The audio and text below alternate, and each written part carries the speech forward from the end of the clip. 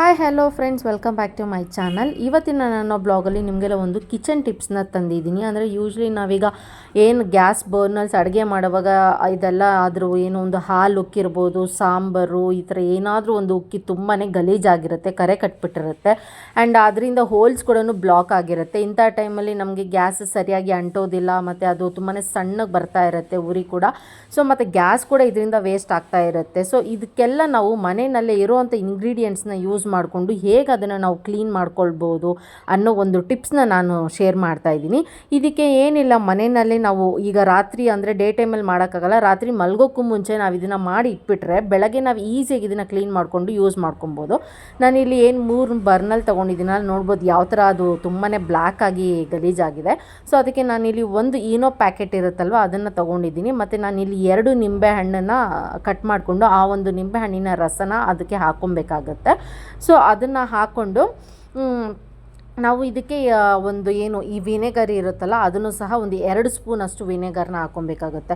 ಈ ಒಂದು ಟಿಪ್ಸ್ನ ನಾವು ಮನೆಯಲ್ಲಿ ಅಟ್ಲೀಸ್ಟ್ ಮಂತ್ಲಿ 1 ಸತಿ ಅಥವಾ ಮಂತ್ಲಿ 2 ಟೈಮ್ಸ್ ನಾವು ಯೂಸ್ ಮಾಡೋದ್ರಿಂದ ಈ ಒಂದು ಗ್ಯಾಸ್ ಸರ್ವೀಸು ನಮಗೆ ಯಾರನ್ನೂ ಕರೆಸಿ ಮಾಡಿಸ್ಕೊಳ್ಳೋ ಅಷ್ಟೇ ಇರೋದಿಲ್ಲ. ಸರ್ವಿಸ್ ಚಾರ್ಜ್ ಬದಲು ನಾವೇ ಮನೆಯಲ್ಲಿ ಇರುವಂಥ ಇಂಗ್ರೀಡಿಯೆಂಟ್ಸಲ್ಲಿ ನಾವು ಕ್ಲೀನ್ ಮಾಡಿಸ್ಕೊಬೋದು.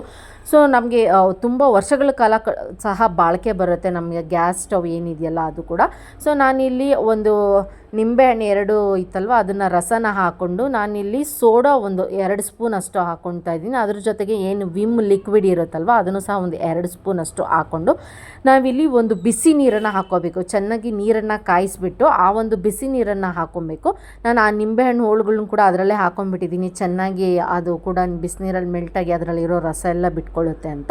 ಸೊ ಅದು ಏನು ಬರ್ನರ್ ಇದೆಯಲ್ಲ ಅದೆಲ್ಲ ಫುಲ್ಲು ಮುಳುಗೋ ಅಷ್ಟು ನೀರನ್ನು ಹಾಕ್ಕೊಂಡು ನಾವು ಒಂದು ನೈಟ್ ಫುಲ್ಲು ಕಂಪ್ಲೀಟ್ ಬಿಟ್ಬಿಟ್ಟು ನೆಕ್ಸ್ಟ್ ಡೇ ನಾವು ಮಾರ್ನಿಂಗು ಅದು ಚೆನ್ನಾಗಿ ಅದೆಲ್ಲ ಆ ಒಂದು ಕೊಳೆ ಇರುತ್ತಲ್ಲ ಅಂಶ ಅದೆಲ್ಲನೂ ಚೆನ್ನಾಗಿ ಒಂದು ನೀರಲ್ಲಿ ನೆಂದಿರುತ್ತೆ. ಸೊ ಬೆಳಗ್ಗೆ ನಾವು ಎದ್ದ ಮೇಲೆ ಅದನ್ನು ಮಾಡೋದಕ್ಕೂ ಮುಂಚೆ ನಾವಿಲ್ಲಿ ಆ ನಿಂಬೆಹಣ್ಣು ನಾನು ಏನು ಹಾಕಿದ್ನಲ್ವ ಅದರಲ್ಲೇ ಚೆನ್ನಾಗಿ ಸ್ಕ್ರಬ್ ಮಾಡಿಕೊಂಡು ಒಂದು ಸ್ವಲ್ಪ ಹೊತ್ತು ಆಮೇಲೆ ನಾವೇನು ಸ್ಕ್ರಬ್ಬರ್ ಇರುತ್ತಲ್ಲ ಒಂದು ಡಿಸ್ ವಾಶ್ನ ಹಾಕ್ಕೊಂಡು ಆ ಸ್ಕ್ರಬ್ಬರಲ್ಲಿ ನೀಟಾಗಿ ಅದನ್ನು ಉಜ್ಕೊಳ್ಬೇಕು. ಈಗಲೇ ನೋಡ್ತಾ ಇರ್ಬೋದು ಅಷ್ಟು ಬ್ಲ್ಯಾಕ್ ಆಗಿರೋದು ಜಸ್ಟ್ ನೀರಲ್ಲಿ ನೆಂದಿರೋ ಅಷ್ಟೊತ್ತಿಗೆ ಎಷ್ಟೋ ಕೊಳೆ ಬಿಟ್ಟಿದೆ ಅದರಲ್ಲಿ.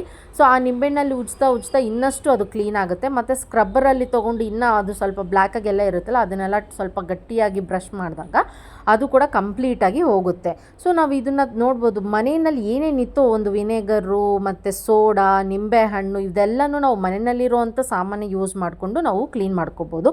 ಸೊ ನಮ್ಗೆ ಇದರಿಂದ ಒಂದು ಸರ್ವಿಸ್ ಚಾರ್ಜ್ ಏನಿರುತ್ತಲ್ಲ ಗ್ಯಾಸ್ ಸ್ಟವ್ನ ಕರೆಸಿ ಅವ್ರನ್ನ ಸರ್ವಿಸ್ ಮಾಡೋದು ಕೂಡ ತಪ್ಪುತ್ತೆ. ಸೊ ಈಸಿಯಾಗಿ ಮಾಡ್ಕೋಬೋದು. ಈ ವಿಡಿಯೋ ನಿಮ್ಮೆಲ್ಲರಿಗೂ ಇಷ್ಟ ಆಗಿದ್ರೆ ಲೈಕ್ ಮಾಡಿ, ಶೇರ್ ಮಾಡಿ, ಹಾಗೂ ನನ್ನ ಚಾನಲ್ನ ಇನ್ನೂ ಸಬ್ಸ್ಕ್ರೈಬ್ ಮಾಡದೆ ನೋಡ್ತಾ ಇದ್ದರೆ ಸಬ್ಸ್ಕ್ರೈಬ್ ಮಾಡ್ಕೊಳ್ಳಿ, ಹಾಗೂ ಬೆಲ್ ಬಟನ್ನು ಸಹ ಕ್ಲಿಕ್ ಮಾಡ್ಕೊಳ್ಳಿ. ನನ್ನ ಫೇಸ್ಬುಕ್ ಪೇಜನ್ನು ಕೂಡ ಫಾಲೋ ಮಾಡಿ. Thank you for watching.